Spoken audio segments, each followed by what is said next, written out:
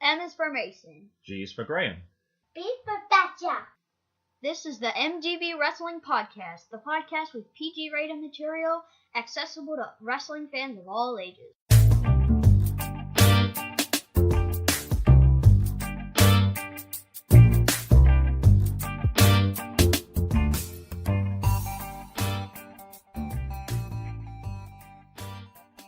My name is Graham Bagshaw, and my co-host and creator of this podcast is proof that wrestling fans live with their parents. My 10-year-old son, Mason.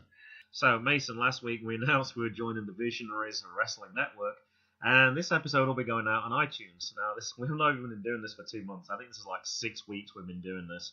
It still seems crazy to me that we're going to be on iTunes. What about you? Feels way too good to be true. It certainly does. Now, also, don't forget that as well as listening to our show, you can also listen to Ringside Rant with RJ on Monday. And as usual, you can listen to View from the Top Rope with Chad, Diesel, and JR, and that's going to be on Thursday. And we're hoping that this goes out on Friday, and we're going to try and make that our regular day for the MGB Wrestling Podcast. And when we do our Nova Pro specials, they'll probably come out on Sunday. Let's take a look at the card for episode 7. We will be reviewing Monday Night Raw, Smackdown, and NXT. We will also have This Week in Wrestling News, Are You Smarter Than a Fourth Grader, Tweet of the Week, and Podcast of the Week. So, in our first match scheduled for 1 fall, we have This Week in Wrestling News. Now, I actually got 2 stories this week, and they're both kind of short. The first one, I read this one on ProWrestlingSheet.com. And Shawn Michaels got his ponytail cut off after 20 years. I'm like, whoa. Now, I know you haven't seen the pictures, Mason. What do you think about that? 20 years? Yeah, it's a long time. And he kind of looks weird. You're so used to seeing it. It's like part of his character. And then suddenly for it to go.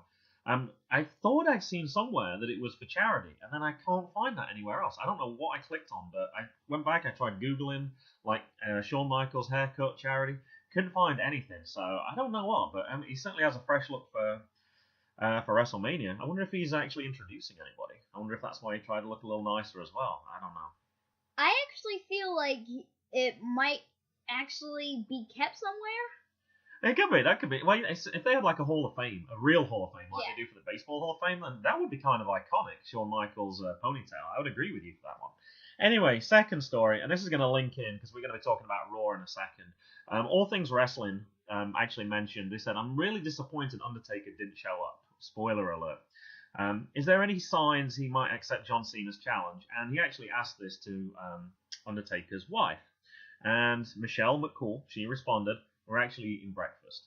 So we still haven't got any news at all. This is almost like a non-news story at all. We're hoping for, is there going to be an announcement? Is he going to appear at WrestleMania? Is he not going to appear at WrestleMania? And we still don't know. But I thought it was a good way of his wife just to deflect that by going, yeah, we're just eating breakfast. So no response from her at all, just to kind of build the suspense a little bit more. Isn't it like the Trish Stratus thing in the hotel before the Royal Rumble? I don't know. I don't remember that. What happened? Didn't you say something about, she was in the hotel and nobody could say anything? Correct, because, they didn't want to give the story away, so, and she's obviously, if she does know something, she's not going to give it away on social media. They're going to wait until Sunday.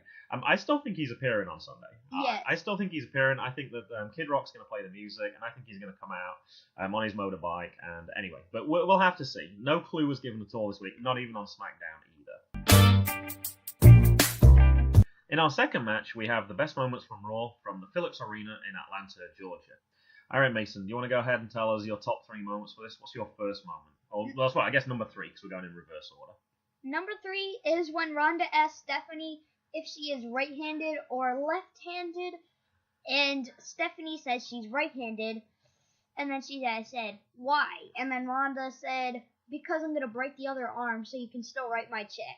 And it was pretty good. And I have that as one of my moments. I actually have that. You have it as 3. I have it as 1. And I got the exact quote. And you pretty much had it word for word. Ronda says, Steph, are you right or left-handed? She waves the microphone in her hand and says, I'm a righty, of course. Why? And Ronda responds, I was just wondering, I still want you to be able to sign my checks after and there's quite a pause. And I think she forgot her line. She's like, rip it off. Obviously, she was talking about the arm. But I don't know. I don't know if she forgot her line a little bit there. But yeah, I thought that was cool. And when I picked this one, I knew this wasn't going to be the top moment. The top moment was clearly going to be the few moments after that. Angle gets pushed out of the way by Triple H. He's about to get choke slammed, and actually Stephanie comes in and puts Ronda through the table. But I agreed with you. I thought that was a great moment. All right, what about your number 2 moment? It was when Alexa Bliss covers her ears when Asuka's music is on. And that was kind of funny as well. I think she's got a lucky escape with Asuka actually fighting Charlotte. Although she probably has enough problems on her hands anyway facing Nia Jax. I think that's definitely going to be an issue for her. All right, and unless there's anything else, what was your number 1 moment? My number 1 moment was when Braun Strowman, he's about to announce his partner for WrestleMania. Uh-huh. He walks in the back, puts on a coat and glasses, and says he's Brains. Yeah, he says, my brother is Braun Strowman, and I'm Brain Strowman. Brains and Braun. I thought that was a really clever pun. And I actually had this as one of my moments as well. I had this one as number 2. And the exact quote was, my brother's Braun, I'm Brains, and I'm about to knock yours out of your head. Which I thought was really good. Oh. What I didn't like was, how dumb are those commentators, though? Because they were like, oh, wow, who is this guy? I was like, I didn't know he had a twin brother. It's like, you can tell pretty clearly it's Braun Strowman. All he did was put a pair of glasses on. It kind of reminded me, and I don't think you've seen this film yet, Superman. Clark Kent, he has his glasses on, and he's Clark Kent, and he works as a newspaper reporter. But once he takes his glasses off and he has a cape on, he's suddenly Superman. It's like, how can you not tell the two people apart? And it was pretty obvious. And to make it even worse, once he took his glasses off, they were like, oh, it's actually Braun Strowman. I'm like, oh, come on, guys. I think it was pretty obvious it was Braun Strowman. But I thought it was really funny as well. It would have actually made more sense if they wouldn't even noticed it was Braun Strowman. The whole thing was kind of silly, but I kind of like that silly thing, and I like that they're giving that role to Strowman as well. Yeah. He started off as this really tough guy, and now a lot of his moments seem to be comedic.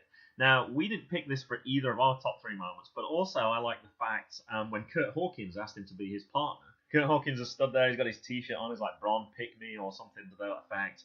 And Braun asks him, what's his win-loss record? Now, I don't remember what it is, but I think he's lost like 100 in a row or something. It's not very good. And Kurt says, well, you can help bring me up. This can be my big breakthrough. He's like, I'll give you a big breakthrough. And throws him through the thinnest wall I think either of us have ever seen. But another comedic moment for Braun. And I really like that. Now, so we already agreed on some of these. My third moment was actually one of the promos. Paul Heyman and Kurt Angle. Angle tries to go to him and say, look, okay, Paul, keep it civil. Don't put any fuel on the fire. Okay, well, having seen the last few weeks, considering Roman Reigns was attacked with a chair while he was handcuffed, I think it's a little late for that. I think that there's already too much animosity between those two guys. And did it happen? Of course, there was issues as well. Actually, Roman got some payback this week. He actually delivered 5 Superman punches in a row right at the end of the show. And it looked like he was going to finish there. And then actually he came in with the F5 at the end, which I was really surprised about. And yeah, they're specifically trying to set up Brock Lesnar, so the fans think Brock Lesnar is totally going to beat Roman Reigns because he destroyed him the last few weeks. Yeah. And then Roman's going to win, Brock's going to go to UFC, and then he's happy. And I think that's exactly what's going to happen as well. I'm actually taking part in a prediction league, and this is actually the one I'm going to give. You have to give a rating for your most confident result, and that's the one I'm most confident on. I think Roman's winning. Yeah. They've been setting it up for a year, and I agree with you. I think he's going to go to UFC. I'm interested to see what Paul Heyman does, because I've heard that his contract's up as well. I wonder who he would be a manager for. I think he's a character I'd certainly like to see stay in WWE. And I don't think you noticed this, but Brock Lesnar, he beat Undertaker at WrestleMania. Mm-hmm. Roman Reigns, he beat Undertaker at WrestleMania. Have they been setting this up for a long time? It certainly wouldn't surprise me. And I know there's certainly some payback from a few years back as well when Seth Rollins came in with his Money in the Bank as well. Mm-hmm. So my number 2 was Braun Strowman, which we already talked about. Number 1, Steph, you right or left-handed, so we agreed with that one as I already talked about that one as well. So the top 10, Kurt Hawkins was actually number 10. Number 9 was Elias's Drift Away. 8, Goldust was deleted. 7, Mickey saves Alexa again. Mickey James should be getting some bonus pay right now because she seems to take the hits from Nia Jax every week now. Number 6, My Brother's Braun, I'm Brains. They only gave it the 6th best moment. I was shocked by that. I thought that was, considering they went for that piano thing as like number 1 a few weeks ago, which I thought was pretty lame. I thought the Brains and Braun thing was really good. Baseball. Oh well. Number 5, Sasha saved Bayley, and then Bayley goes for Sasha, so they're keeping that theme going. Yeah, she asked her to raise her hand. And she wouldn't. And she grabbed her by the face and started squeezing her cheek, so she wasn't going to really like that. Number 4, Cena's last call for The Undertaker. And nothing materialised for that. Now, I can't imagine WWE is going to do this for 4 weeks in a row. And Cena even mentioned that. We've been doing this for 4 weeks. Why would they do that for 4 weeks, wasting 10 minutes of a segment and then not bring Undertaker out? If that happens and there's no Undertaker, I'm going to be annoyed that WWE wasted 40 minutes of my time these last few weeks for nothing. Number 3, Rollins pins Balor. Number 2, Rousey slammed through a table, which we weren't surprised by. And of course, the number 1 moment is the very last moment of the show. 5 Superman punches, followed by an F5. In our third match, are you smarter than a 4th grader? Now, we haven't done this properly. Well, I can't say properly. We haven't done this the traditional way for a couple of weeks now. 2 weeks ago, you actually gave me a quiz. Last week, our guest host, Matt, actually gave us both a quiz. So it's back to me. This week, obviously, is WrestleMania. It's the biggest week. I'm not going to do it about WrestleMania, but it's names of pay-per-view events. So obviously, WrestleMania is the most famous one. And you just got to tell me true or false. And this is actually kind of a tough one. I looked through some of them. I'm like, oh, yeah, they're kind of good. But I also had to think of made-up ones as well. That was like the hardest one. Can I convince you enough that something that I made up really sounds like it's from... And now, they're not all from WWE, I should say that. They can be from any organisation. So they could be from WCW, they could be independents. So that makes it a little bit more tricky as well. Okay? Mm-hmm. Now, also to try and make it so I couldn't try and put them in any particular order, I've gone alphabetical order. Okay? Okay. So there's 8 for you to try and figure out. Okay. First one, Bad Karma. So, Bad Karma, is that a real promotion or is that a fake promotion? I'm guessing you're going to try to trick me with that, so it's real. So you're going for real for this one? Yes. It's not actually. That one's fake. I actually made that one up. However, it is the name of a wrestling group in Pennsylvania, and there's also a wrestler called Karma. Now, how do I know all this stuff? When I made these up, I googled them to see if they actually appeared, and some that I made up actually were legitimate names already. I was like, whoa, how did I think of a name? One I thought that WCW came up with.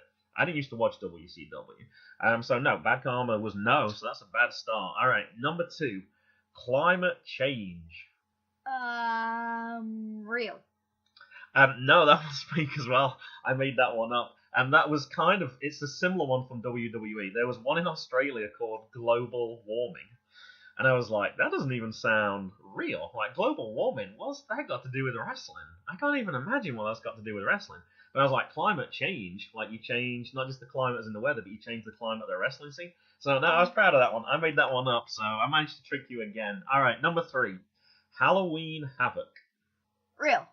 And I think a lot of our listeners will probably know this one. This one is real. This one's a WCW one. Oh. That was actually one I'd heard of. And I tried to find a different one. I tried to make up one for Christmas and different things like that. And I think that was the real one. All right, number 4. Old man yells at a cloud. Real? Amazingly, it's so dumb. I think it has to be. I couldn't even make that up. Yeah, that is real. This is actually it's from Progress, and their reference is Jim Cornette said this after he didn't like one of their matches. He said it's like they were making it a reference to him, Jim Cornette, an old guy yelling at a cloud. So not really anyone paying attention to him. All right, number 5. So you got 2 for 2, I think, right? Yeah. I think you got the last 2. Okay, Over the Limit. That's fake. No, that's a real one, actually. That's WWE as well. I did pick some fairly nice ones. Yeah, no, Over the Limit. That one was a true one. That was a yes. All right, number 6. Now, I'm actually going to tell you the organization, but then you're going to tell me if it's real or not. I'm going to go back to that group, Progress Wrestling. Did they have a pay-per-view called Progressomania? No. Now, you're right, they didn't, so you got that one right, because they weren't allowed to for legal reasons. They wanted to, because it's obviously very similar. That's what I thought. So how did they get around it? This is brilliant. They called it the show we can't call Progressomania for legal reasons. I thought that was brilliant. If you get the chance, go check out Progress Wrestling. Their titles, every single one of their pay-per-views, they have a different title. I could have picked 30 from their list because they were hilarious, and I could have probably made up some dumb ones as well, and it would have been kind of tough to tell. All right, so you're doing good. Okay, so we got three correct, 3 wrong. All right, what about tables, ladders, and chairs, and stairs? Obviously, tables, ladders, and chairs would have been too easy for you. But what about tables, ladders, and chairs, and stairs? Like, what could stairs be? Stairs. Steps. Oh, those steel steps? I wasn't thinking... Well, that's more like a ladder. I was thinking more like steps, like as you walk into the ring, perhaps? I don't know. Well, I'm guessing that's fake. It's true, actually. That was from WWE, and only from 2014. It was only 4 years ago, and they already did one of them, and then I think they thought the same thing. It's like, no, this doesn't work at all. And it was actually listed as one of the worst pay-per-views ever, which is where I got the name from. All right, so you need this last one to try and break even. All right, last one. Victors and Villains. Is that... Okay. Let me guess. Victors and Villains? Victors and Villains. That sounds like a Halloween thing. And we already had a Halloween one that's fake. No, Halloween Havoc was true. Oh, man. Yeah, that one was good. And you got that one correct as well. It's fake. It is. I totally made that one up. I couldn't think of anything really towards it. It was getting really difficult to think of fake ones. Almost all the keywords, somebody's already picked something for it, which made it really difficult. Alright, so you got 4 out of 8. In our 4th match, we have our best moments from Smackdown and from Nashville, Tennessee. Alright, Mason, do you want to tell us your top 2 moments? I think you're copying me from the other week when I said I couldn't find 3. So you said you didn't have 3 for this one. So no. The episode that's right before Wrestlemania, where they're setting everything up, they're building up all the hype, and you only had 2 moments. Absolutely trash. Okay, so alright, of all the bad moments, what was your second best moment though? Carmella comes out to cash in her Money in the Bank. Mm-hmm. Charlotte's in there. Mm-hmm. She kicks it out the ring, and then she can't cash it in. She didn't, yeah, and she didn't get to cash it in last week. She tried, and they didn't start the match. This one, she tried to. This was a match against Natalya. Natalya was out the ring, I think, at this point, so she tried to cash it in. I'll tell you one thing, and we talked about this last week, and when we said we're at WWE Fairfax, people were paying $90 for those things. That thing looks pretty flimsy. If that was a real suitcase or a real briefcase, you wouldn't want to be kicking that, because that could really hurt your foot. The way it sort of floated in the air, I was not impressed with that container at all. And actually, she tried to distract, obviously she was trying to distract her, and Natalya actually almost got the benefit of that, because she tried to roll Charlotte up, and then actually Charlotte got out of it, and she actually got her to tap out in the end. So she's not rolling her up again. No. There wasn't. Charlotte was a little too clued up for that one. And I agreed with you. I actually had this as my number 2 moment. And normally when I look at this, sometimes we pick moments that we like. Sometimes we pick the moments that we know the WWE are also going to like. And I actually thought this was one that they would like. They didn't. They only went for it number 6. I was kind of surprised. I was guessing it would be around 4. I was surprised it was as low as... I thought it would definitely be top 5. And I was kind of surprised when it wasn't. All right, number 1 moment. Randy Orton.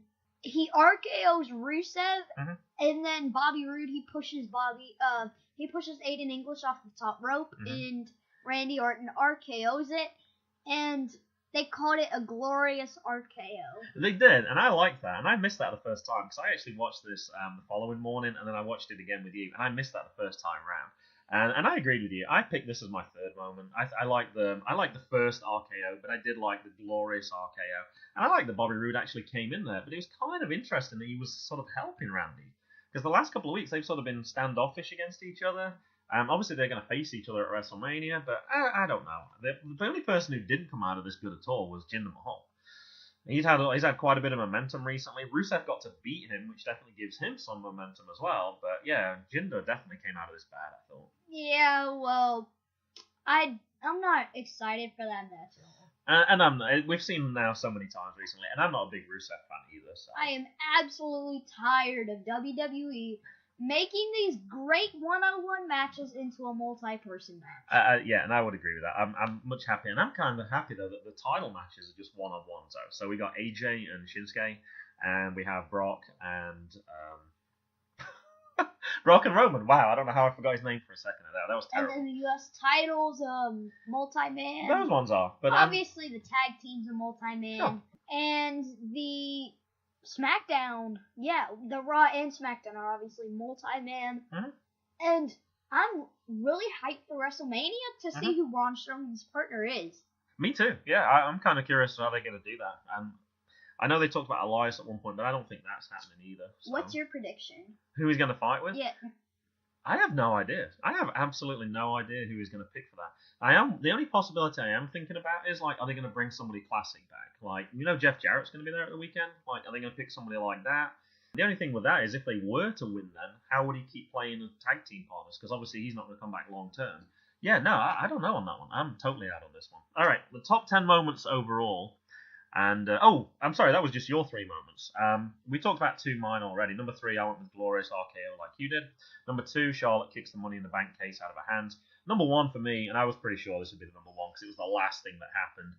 AJ did not do a phenomenal forearm to Shinsuke. He sort of faked him like the other week and patted him on the head. Now, one thing I thought about this afterwards, and I was kind of surprised by this, when I think of Japanese people, they're very polite, they're very respectful. And what did Shinsuke do? A couple of times, patted AJ on the head. It's a little disrespectful. I was kind of surprised by that. Considering, now we've got to remember, Shinsuke is also a face right now as well. That doesn't sound like the kind of thing that a face would actually do. And I know you said we can't have two faces fighting together. At some point, you've got to go heel. So I'm starting to wonder, is Shinsuke going to have a heel turn pretty soon as well? I don't think WWE likes that Shinsuke Nakamura is a heel. They have to do something about that. I don't think he's a heel right now. I think he's a face, but I think he's going to turn into a heel. But there is a heel turn right now. It looks like it could happen. All right, the top 10 moments. Rusev kick and the pin of Jinder was number 10. Corbin throws Tyler Breeze over the top rope with ease and an end of days to Fandango. That was actually close for me. Tyler Breeze got thrown out like a rag doll. Number 8 was the AJ promo, and he says Shinsuke takes me too lightly. 7, the bromance between the guys at the start, hugging it out. And it was like, come on, you don't want to see us shake hands, do you? And then they didn't, so. But it was good to see Shane back, I thought, because I wasn't sure. It sounded like he did have a legitimate issue from when he was on holiday. Number 6, we already talked about, kicking the Money in the Bank away. Number 5 was the RKO on Rusev and the glorious RKO to Aiden English. 4, Asuka comes out to meet Charlotte. I didn't really care about that. I didn't think it added anything at all. Phenomenal forearm to Chad Gable. We've seen plenty of those as well. I wasn't going to pick that one again. Number 2, and I knew this was going to be high, but it didn't do anything for me either. Sammy and Kevin were back doing their promos. And the refs were trying to get him off from the table. I didn't really care. Number 1, AJ not doing the phenomenal forearm, so I got the number 1 moment, but it was pretty obvious. Pick the last moment from either show, and you're probably going to get the number 1, but that's not really what this is about.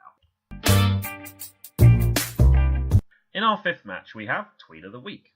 Now, Dave Meltzer is a very polarizing figure in wrestling. He's, for 35 years, has been the publisher and editor of the Wrestling Observer Network. Now, somebody asked him on Twitter, do you really think the top 3 guys in WWE are in NXT? And at Dave Meltzer, WON, that's the Wrestling Observer Network, he replied, probably 3 of the top 4, but not the top 3. Now, I picked this one because I thought it was a good question to ask you, Mason. So, if this is true, first of all, who do you think the 3 are that he's talking about?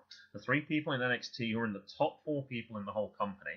And also, for that same matter, who is the 1 person that he's talking about from regular WWE, either Raw or Smackdown, we don't know, who's in the top 4 people overall? Or, I guess the other question is he totally talking nonsense right now? Does that make any sense to you? Because I think that statement is totally wrong. Well, it can be true. Just whatever his opinion is. Opinion's an opinion.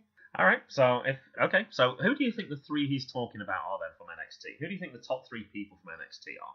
Johnny Gargano. And I agree with that one. Cien Almas. And I would agree with that one too. Aleister Black. Whoa, we got 3 out of 3 then. And I wrote down my 3 as well, and that was exactly the 3 that I had. I wasn't so sure about the last 2. Johnny Gargano was the first name I wrote down. I think you actually had them in the same order that I wrote them down. We're really impressed with him. I'm really excited for that match at NXT TakeOver. I'm really looking forward to that one. As much as anything that I'm looking forward to on Wrestlemania right now. All right. Also then, what's the 1 person from WWE then? He messed up kind of, though. Okay. I think it should have been 3 out of 5. Okay. Who are you going to pick? Braun Strowman or Asuka? Well, now, that was one of the things. Now, he did say guys, but when I'm in class and I'm talking to males and females, I use guys generically, like you people. Yeah. So I don't know. Did he mean guys as in the male roster, or did he mean as overall? And that I don't know. If it's guys, Braun Strowman.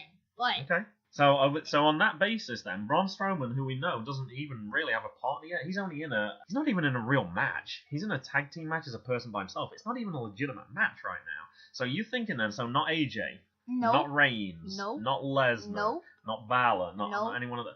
And I gotta be honest, I'm not sure. When I had to try and do this myself, who's the number 1 person in WWE right now? I don't know. I'm kind of agreeing with you in terms of a little bit. Asuka, Ronda Rousey, I'm excited by both of those 2 right now. It's a little unfair because Rousey's unbeaten because she hasn't had a match yet. But some of the guys are established. John Cena, I know he's getting towards the end of his career, but he certainly puts people in seats and things like that. So, kind of a tough one. But yeah, I don't think Dave Meltzer's accurate on this one. I think that's kind of insulting to all those wrestlers because there's some really good wrestlers there. I didn't even talk about Nakamura either.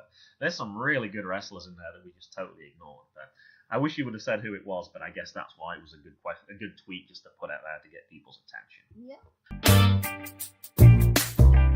So, in our 6th match, we look at this week in NXT.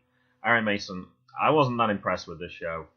We never really did our top 3 moments. I barely found one moment from this one. I think we had the same moment, so go ahead. What was your one moment from this? It was really hard to find moments, and I only found one moment too, and it was when Authors of Pain are facing Roderick Strong and Pete Dunne in the Dusty Rhodes Classic. Yeah, this was the final to decide who goes on to face Undisputed Era at NXT TakeOver New Orleans. And Undisputed Era comes out, interferes the match. William Regal, he comes out, says, Undisputed Era, you think you guys can come out and interfere with the match so you don't have to face anybody at New Orleans? Well, now you just got yourself a triple threat match. Correct, and they were unhappy about it, and they've given the option that, hey, you don't have to compete for the North America contest if you don't want to, that new championship belt.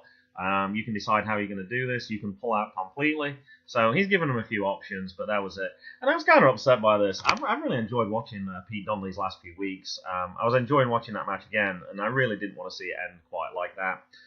But I guess now we've got a triple threat match, and we talked about this on some of the other ones. I'm done with these triple threat matches. I don't like to see 3 groups, 4 people, 5, 6. They're too much. I would much rather just seen a simple heads up, between Pete Dunne and Roderick Strong and, the Undisputed Era, but that's not going to happen now. Well, to me, I actually like it because it's NXT, and it's a triple threat tag team match, which those are rare, and it's kind of weird. All right, did you forget then? The following day, we have the Usos versus, and I got to be careful and get this right, or else Matt Attack's going to get me one more time, the Bludgeon Brothers, and also the New Day. So we already have that. I don't need another one the day before, and this is a poor version of that, I think, anyway. So. Well, it's one on each promotion. Sure. It's not like it's 2 on the same promotion.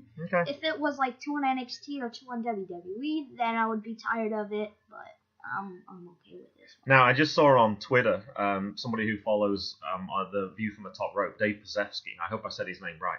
He just talked about the fact that they're obviously going to save their big matches for the TakeOver event, and I'm sure they were going to do that. But to be built up, we've been really excited by this NXT for the last few weeks, and after watching this, I feel deflated. I'm like, ugh. I was really excited for Saturday, and I still am, and I'm sure it's going to be a great show. But why would you build all that momentum up and then just let it out like a balloon just to build it back up again? Keep it out there. Keep us excited. Keep us going. But yeah, I couldn't find any other moments. That was the only thing I got to comment on about this one. That's all I have too. In our 7th match, we have our podcast of the week. And this week, I chose Two-Faced Wrestling Talk with Kelsey and Paul, episode 5. And you can find those guys at Two-Faced Pod. That's TWOFACEDPOD. Now, we've both been trying to get into Ring of Honor and New Japan Pro Wrestling. And I actually subscribed to this podcast and because I knew that they talked about some of those things. And I've listened to all 5 episodes now. And I really like it. I think it's a really good podcast. And particularly for episode 5, I've watched a couple of matches finally. I've heard Kelsey and Paul talking about some names, which helped me to figure out what matches do I want to watch. And looking at what people are posting on Twitter as well. So I actually caught a couple of highlights last week from the Young Bucks versus the Dream Lovers. And also the British guy, Zack Sabre Jr. winning, I think it's the New Japan Cup. And I got to be honest, I was like, whoa, this is amazing. I thought this was really cool. And I saw they were asking, do you have any questions you want to ask? So I asked them a question, and they did answer it. What matches would you watch now? What are the classic matches from New Japan? Because I have no idea. Like, if I ask you what's a classic WrestleMania match, you have a much better idea. But we just don't know the characters right now. And oh my goodness, they actually provided a spreadsheet with like 40 years of wrestling matches on. I don't think she did it herself, but somebody came through and actually rated all the matches. Like, you should watch this one. There was like a recommended, and then there's like a highly recommended one. So at some point, it won't be this month because I'm into WrestleMania, but I think starting in May, I'm going to start subscribing to the New Japan one as well. We can start going through that list. In fact, it goes back to 1974, I think it is. Andre the Giant's in one of those matches as well. I'm going to say, I'm excited about this New Japan thing. I'm really getting into it, and I really appreciate those two talking about it so much. And their excitement has really sort of passed on to us as well, I think, a little bit. So that was one thing I really liked about this one. Now, the other thing that we really appreciate as well is PG. Yes. That was one of the things that I'm going to say, it's not just one I can listen to. I know it's one that you've been listening to as well. And we think you guys are flipping amazing for doing that as well. In fact, even the heat was described as hot as heck. I was like, if you're going to go to that trouble, we really appreciate that. And it's definitely appropriate for all. And we actually listened to this on the way to the hockey Friday night. I got Mason with me. I had my youngest son, Jackson, who's age 4 as well. Jackson did pick up on one thing, though. And they were talking about Zack Sabre Jr., and he was talking with the crowd, and he said something like, oh, you crowd are all idiots or something. And Kelsey was repeating this, and Jackson said, she said a naughty word. She said idiot. I was like, she did say it. Yeah, she did say that. So, but with that one exception, it's definitely PG friendly, and that would be PG. It was funny that he picked up on that, though. I have to half agree with you. My podcast of the week is Two-Face Wrestling Pod, but it's episode 3. And I listened to that a couple of weeks ago, so that's fair enough. I haven't even got to listen to episode 5, most of it, but I've listened to 1, 3, and 4, and 3, best one. I like the questions.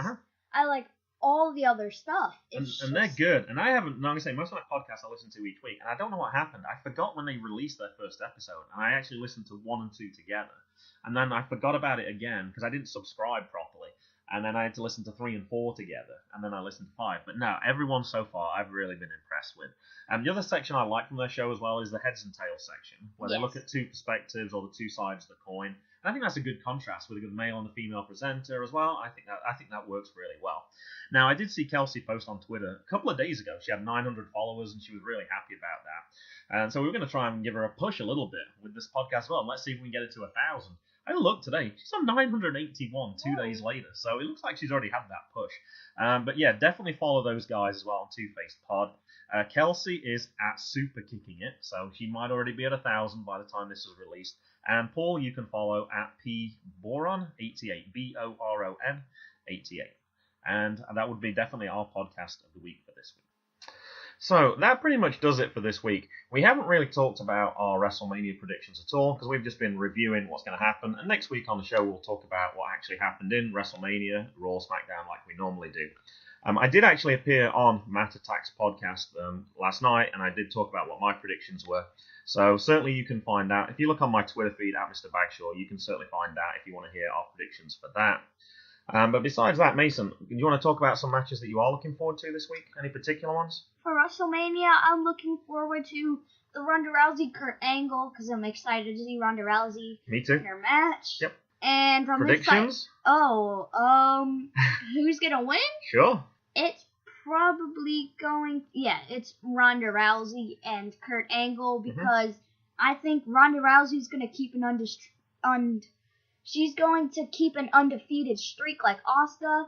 So next WrestleMania, you can have Charlotte, Asuka, and Ronda Rousey. Ronda Rousey's going to get the Raw titles. Okay. Asuka's going to get the SmackDown, or whichever way. Yeah, I think she'll move over to SmackDown. I think she'll beat Charlotte on Sunday. Yeah. And Charlotte's going to get in a mix-up somehow. Okay. WWE can decide on that. Now, I thought of a similar thing, and I thought it was going to be just perhaps Asuka against Ronda. But yesterday, actually, I said something different. I don't know if you realise this. Any ideas what percentage do you think Triple H wins at WrestleMania? Obviously a pretty big character, right? What do you think his winning percentage is, approximately? You wouldn't be asking me this question if it was really high, so I'm guessing... Yeah, it's not. It's actually... 35? It's somewhere around that. It's kind of low. It's certainly under 50%, which kind of surprised me.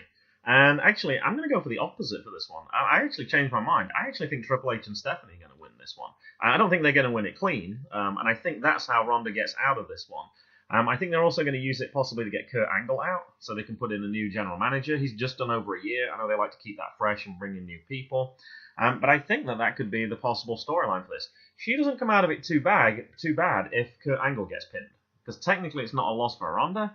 So I actually think they're going to go that way. But anyway, we'll have to see that. I think it's going to be an interesting one, that's for sure. It's one of the matches I'm definitely looking forward to the most myself. But the thing is, if Kurt gets pinned, it's like the Mixed Match Challenge when Asuka and Miz are.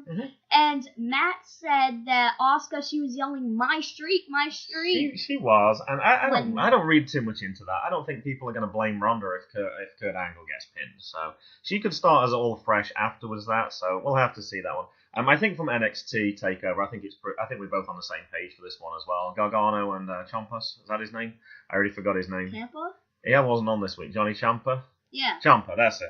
Tommaso? I think Tommaso Ciampa, yeah. I suddenly turned him into a Mexican goalkeeper for some reason. I think that's the one that we're looking forward for the most on that one as well. Yeah, I'm actually looking for the North American title the most. It's a ladder match. Oh, okay. That's pretty cool. Mm-hmm. Yep, 6 people in that. And actually, they were all in the ring together for NXT. Yeah, it was Ricochet, EC3, Adam Cole, Lars Sullivan, Killian Dane, and Velveteen Dream. And I'm glad you knew all 6 because I was going to be tapping out at about 3 because I'm not really that interested in that one. It's too many again. That 6-pack challenge, I'm not interested in that at all. So certainly next week we'll be talking about all the things that did happen from that. Also, in between that time and our next episode, don't forget to check out the other podcasts that are also on the Visionary Wrestlers Network. On Monday, you can listen to Ringside Rant with RJ. On Thursday, check out View from the Top Rope with Chad, Diesel, and JR. We're on Twitter at MGB Wrestling Pod. You can follow me on Twitter at Mr. Bagshaw. Subscribe on our YouTube channel for teasers to episodes before they are released at MGB Wrestling Podcast. If you search for that, you should find us.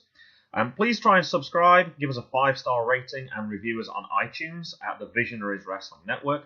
Mention us by name, the MGB Wrestling Podcast, and give mention to Mason as well too. All these things help us get recognised even more, so please take a couple of minutes to do this if you haven't already done so. It's goodbye from me. And it's goodbye from him. Goodbye. Goodbye.